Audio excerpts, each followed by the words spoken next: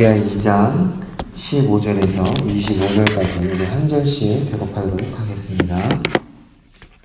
맞은편 여리고에 있는 선지자의 제자들이 그를 보며 말하기를 엘리야의 성령이 하시는 역사가 엘리사 위에 머물렀다 하고 가서 그에게 나아가 땅에 엎드려 그에게 경배하고 그에게 이르되 당신 종들에게 용감한 사람 50명이 있으니 청하건대 그들이 가서 당신의 주인을 찾게 하소서. 염려하건대 여호와의 성령이 그를 들고 가다가 어느 산에나 어느 골짜기에 던지셨을까 하나이다 하니라. 엘리사가 이르되 보내지 말라 하나 우리가 그로 부끄러워하도록 강청하며 보내라 한지라.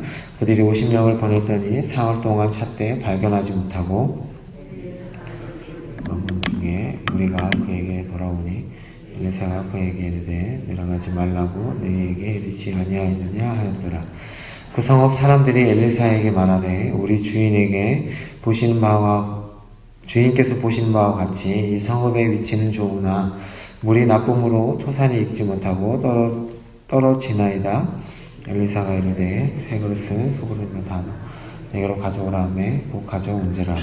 엘리사가 물 근원으로 나아가서 소금을 그 가운데에 던지며 이르되 여호와의 말씀이 내가 이 물을 고쳤으니 이로부터 다시는 죽음이나 열매 맺지 못함이 없을지니라 하셨느니라 하니 그 물이 엘리사의 한 말과 같이 고쳐져서 오늘에 이르렀더라.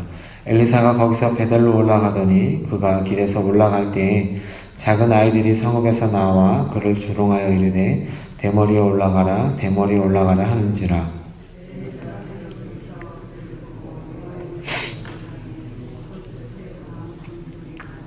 아이들 중에 42명을 다 같이 보겠습니다. 엘리사가 거기서부터 갈멜산으로 가고 거기서 사마리아로 돌아왔더라. 아멘.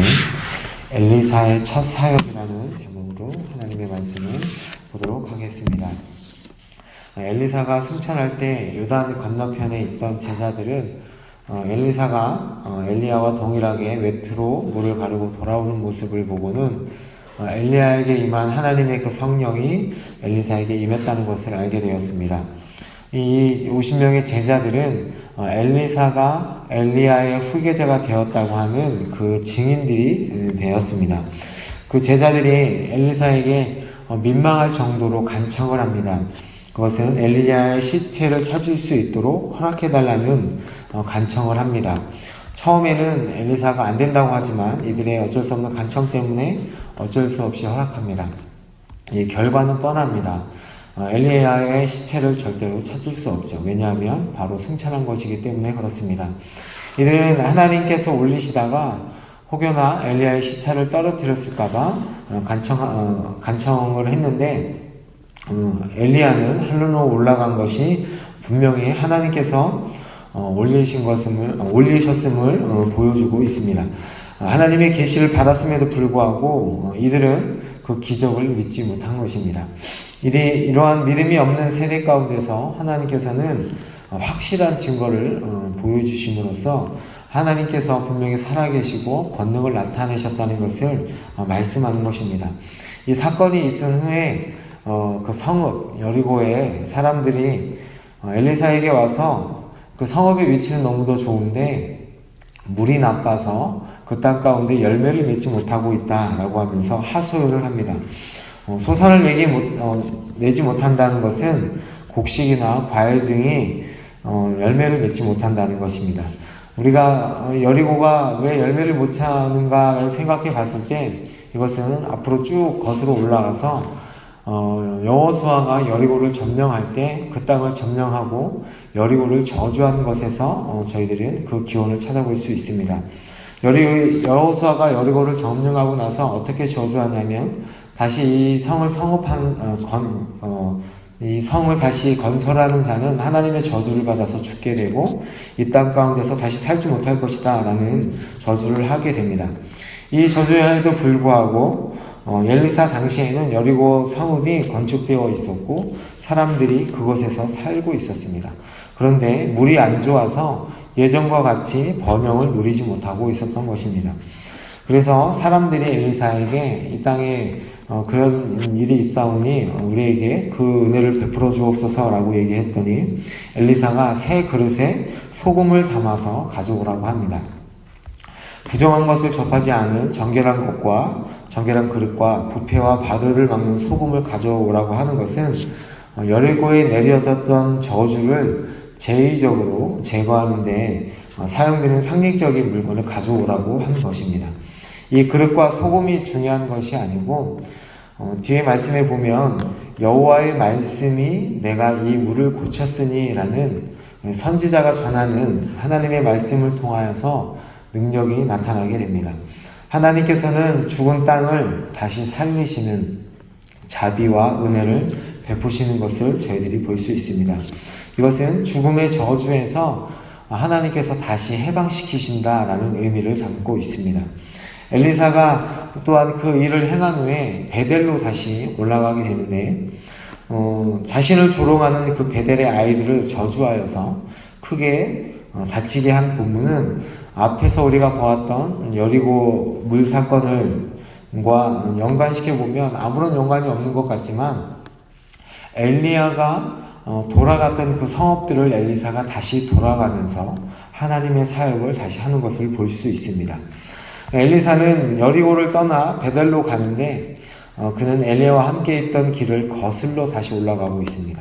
베델로 올라가는 길에 아이들이 엘리사의 머리를 가지고 놀리면서 대머리에 올라가라, 대머리에 올라가라 조롱을 합니다.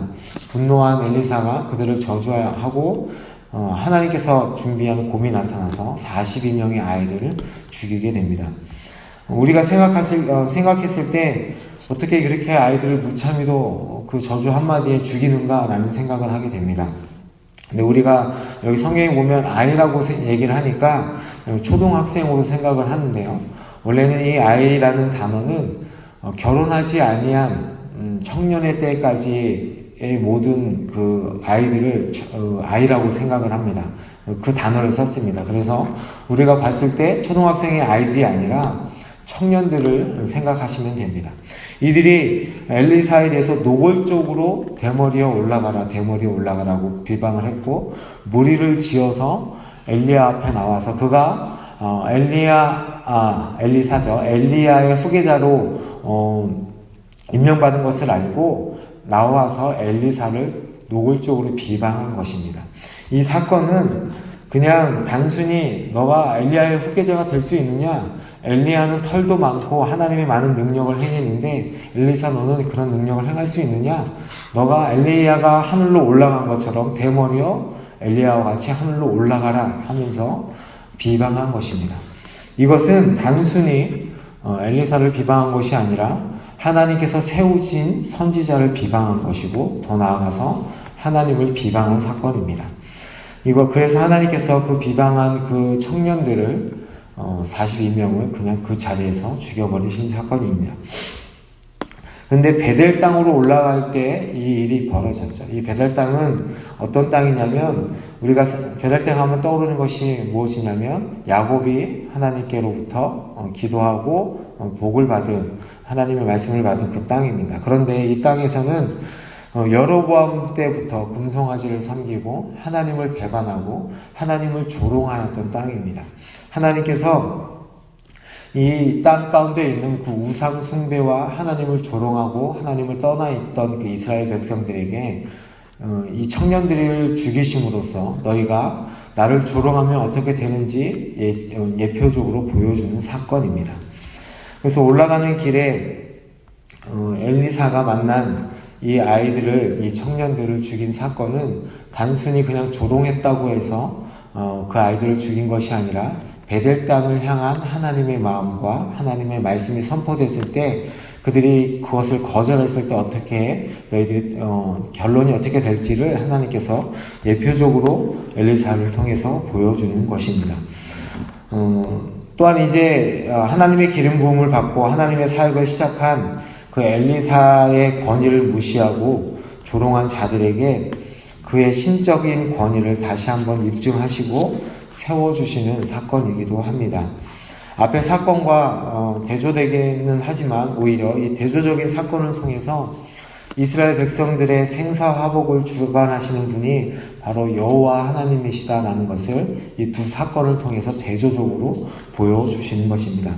앞으로 엘리사의 사역 전반이 이 두 사건으로 상반된 측면을 보여주는 일입니다.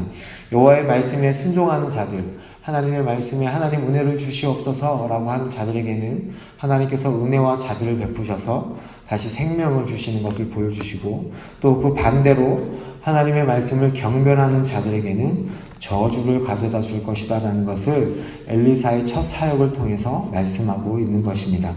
물론 이 말씀을 기억하시면서 우리가 하나님 앞에 어떻게 나아가야 할지 생각하시며 나아가는 여러분이 되시기를 예수님의 이름으로 축복합니다. 다 같이 기도하겠습니다.